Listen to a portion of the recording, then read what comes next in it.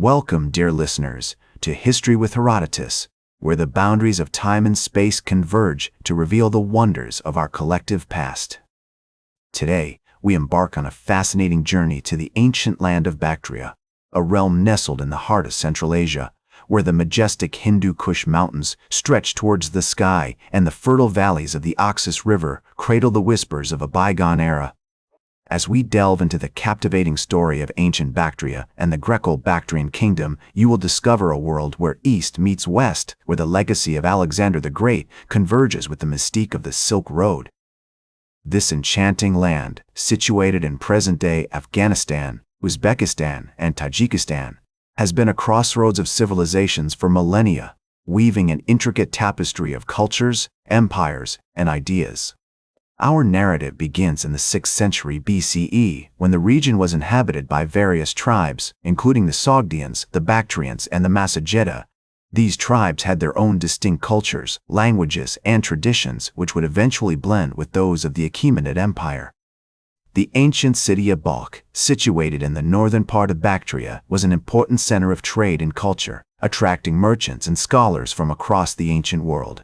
In 545 BCE, the Achaemenid Empire, under the rule of Cyrus the Great, conquered the region, incorporating it into their vast empire. The Achaemenids introduced their administrative systems, language, and culture to Bactria, which would have a lasting impact on the development of the region. The satrapal system, established by the Achaemenids, allowed for a degree of autonomy in the region, with local rulers governing on behalf of the empire. The 4th century BCE marked a significant turning point in the history of ancient Bactria, as Alexander the Great's conquests brought the region under Greek rule. In 329 BCE, Alexander defeated the satrap Bessus, who had declared himself king of Bactria, and incorporated the region into his vast empire. The Greeks introduced their language, culture, and philosophy to Bactria, which would have a profound impact on the development of the Greco-Bactrian Kingdom. As we explore the earliest history of ancient Bactria, we find ourselves in a world of vibrant cultures, complex empires, and dynamic trade networks. The region's strategic location, nestled between the Indus Valley and the Caspian Sea, made it an important hub for the exchange of goods, ideas, and cultures. The ancient city of Bactria, situated on the banks of the Oxus River, was a major center of commerce and learning, attracting scholars and merchants from across the ancient world.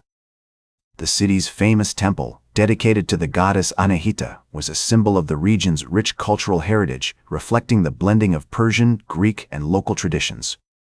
As we delve into the heart of the Greco-Bactrian Kingdom, we discover a realm of breathtaking beauty, where the majestic Hindu Kush mountains meet the fertile valleys of the Oxus River.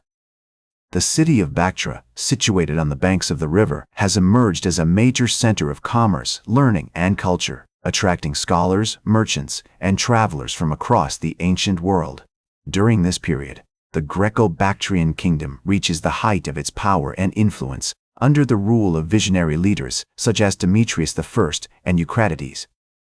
These monarchs, who claimed descent from Alexander the Great, implemented a series of innovative policies, including the introduction of Greek language and culture, the promotion of trade and commerce, and the establishment of a robust administrative system. One of the most remarkable achievements of the Greco-Bactrian Kingdom is its contribution to the development of Buddhist art and architecture.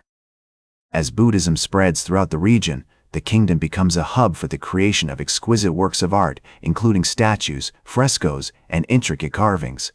The Greco-Bactrian Kingdom also plays a significant role in the development of science, philosophy, and mathematics. The city of Bactria becomes a center of learning, attracting scholars such as the famous mathematician and astronomer Hipparchus. The kingdom's scholars made groundbreaking discoveries in fields such as astronomy, medicine, and engineering, which have a lasting impact on the development of these disciplines. As we explore the wonders of the Greco-Bactrian Kingdom, we find ourselves in a world of vibrant cultures, complex trade networks, and dynamic intellectual exchange.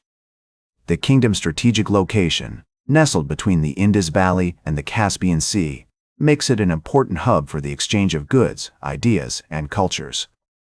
Merchants and travelers from across the ancient world flock to the kingdom's markets, where they can find exotic spices, precious metals, and luxurious textiles.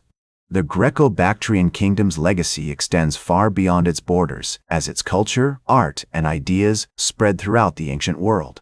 The kingdom's influence can be seen in the development of art and architecture in regions such as India, China, and the Mediterranean. The kingdom's scholars and intellectuals also make significant contributions to the development of Western philosophy, particularly in the fields of Stoicism and Epicureanism. However, as with all great civilizations, the seeds of decline are already being sown. Internal conflicts, external pressures, and the rise of new powers will eventually lead to the downfall of this magnificent kingdom. Internal conflicts, external pressures, and the rise of new powers all contribute to the erosion of the kingdom's power and influence. The once mighty kingdom, which had stretched from the Hindu Kush mountains to the Indus Valley, begins to fragment as regional governors and local leaders assert their independence. One of the key factors in the decline of the Greco-Bactrian kingdom is the rise of the Parthian Empire, a powerful and expanding state that emerges from the eastern provinces of the Seleucid Empire. The Parthians, with their skilled horsemen and effective administrative systems, pose a significant threat to the Greco-Bactrian kingdom's territorial integrity. As the Parthians begin to exert pressure on the kingdom's borders, the Greco-Bactrian monarchs are forced to divert resources away from trade, culture, and learning and towards defense and military campaigns. Another factor contributing to the decline of the Greco-Bactrian kingdom is the increasing fragmentation of its territories. As regional governors and local leaders assert their independence, the kingdom's once unified territory begins to break apart. The city of Bactria, once a major center of commerce and learning, becomes isolated and vulnerable to external threats. Despite its decline, the Greco-Bactrian kingdom leaves an enduring legacy on the course of human history. Its contributions to the development of Buddhist art and architecture, science, philosophy, and mathematics continue to inspire and influence scholars and artists for centuries to come. The kingdom's strategic location, nestled between the Indus Valley and the Caspian Sea, ensures that its culture, art, and ideas spread throughout the ancient world, shaping the development of civilizations in regions such as India, China, and the Mediterranean.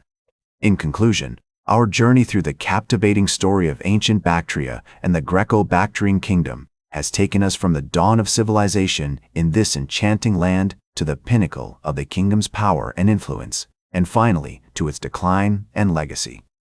That's all for today's History with Herodotus. Remember to like, share, and subscribe, and until next time, remember that to understand the present, we must first understand the past.